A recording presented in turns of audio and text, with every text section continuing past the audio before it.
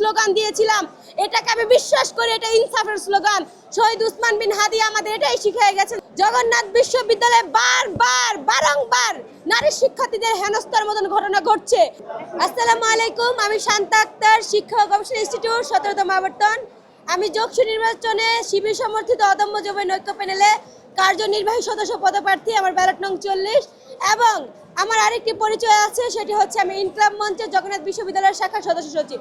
আজকে আপনারা জানেন আমি এখানে কেন উপস্থিত হয়েছি। জগন্নাথ বিশ্ববিদ্যালয়ে বারংবার নারী শিক্ষার্থীদের হেনস্থার মতন ঘটনা ঘটছে এবং আপনারা জানেন সরাসরি এখানে নারীদের হেনস্থা করছে। তারা মুখে বুলি উড়াচ্ছে যে তারা নারী শিক্ষার্থীদের জন্য নিরাপদ ক্যাম্পাস করবে, কিন্তু তাদের কাজ এবং কথার মধ্যে আমরা কতটুকু পার্থক্য খুঁজে পাচ্ছি। আজকে আমরা নির্বাচনের দিন কিন্তু এটা পুরো বাংলাদেশের কাছে প্রমাণিত হয়েছে। আপনারা জানেন গত 30শে ডিসেম্বর যখন আমাদের যোগসু নির্বাচন অনুষ্ঠিত হয়ে যাচ্ছিল, তখন আমাদের নির্বাচন স্থগিত করার কারণে সাধারণ শিক্ষার্থী সব প্রত্যেকের মনে কিন্তু ক্ষোভের সৃষ্টি হয়েছিল। ওই দিন আপনারা জানেন আমি নারায়ে তাকবীর আল্লাহু আকবার যখন স্লোগান দিয়েছিলাম, এটাকে আমি বিশ্বাস করি এটা ইনসাফের স্লোগান। শহীদ উসমান বিন হাদি আমাদের এটাই শিখিয়ে গেছেন, যেখানে বেইনসাফ দেখবো সেখানে এসে স্লোগান দিব। কিন্তু আপনারা জানেন ঠিক কারা আমার হাত থেকে মাইক কেড়ে নিয়েছিল? জগন্নাথ বিশ্ববিদ্যালয় শাখার ছাত্র দল সরাসরি আমার হাত থেকে মাইক কেড়ে নিয়ে কিন্তু তারা ক্ষান্ত হন নাই। তারা যদি শুধু মাইক কেড়ে নিয়ে ক্ষান্ত হইতেন তাহলে আমি তাদের ক্ষমা সুন্দর দৃষ্টিতে দেখতাম।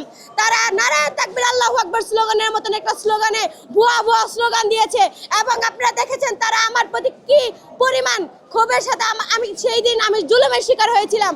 আমি আশা করেছিলাম তারা ব্যক্তি সন্তানকে যখন হেনস্থা করলো একজন নারী শিক্ষার্থীকে প্রার্থী পরের কথা, আমি তো একজন জগন্নাথ বিশ্ববিদ্যালয়ের নারী শিক্ষার্থী, আমার সাথে যারা যখন এরকম ব্যবহার করেছে আমি আশা করেছিলাম তারা আমার কাছে ক্ষমা চাইবে। ঠিক আছে, আমার কাছে ক্ষমা চান নাই, সেটা আমি মেনে নিচ্ছি।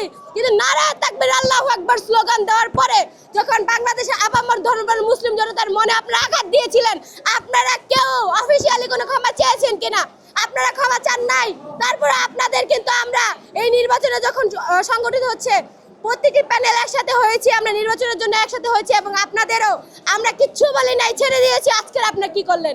এভাবে বারবার ছাড় দেওয়ার কারণে আজকে আপনারা 14 ব্যাচের আইন বিভাগের একজন নারী শিক্ষার্থীকে আপনারা হেনস্থা করলেন এবং হেনস্থা করে শেষে আপনি পুলিশে ধরাই দিয়েছেন। যখন আপনারা বলেছিলেন যে আপনার নারী শিক্ষার্থীদের নিরাপত্তা আপনারা নিশ্চিত করবেন এবং আপনারা নারী হেনস্থাকারী, তখন জগন্নাথ বিশ্ববিদ্যালয়ের শিক্ষার্থীদের আমি বলবো যে নারী হেনস্থাকারীদের না বলুন এবং যারা নারী হেনস্থা করে তাদেরকে চিনে রাখুন এবং তাদেরকে ভবিষ্যতে প্রতিহত করতে হবে। যারা নারায়ে তাকবীর আল্লাহু আকবারের মতো স্লোগান সহ্য করতে পারে না, তারা কিভাবে বাংলাদেশের নারীদের মা বোনদের সুরক্ষা করবে এবং তাদের নিরাপত্তা নিশ্চিত করবে?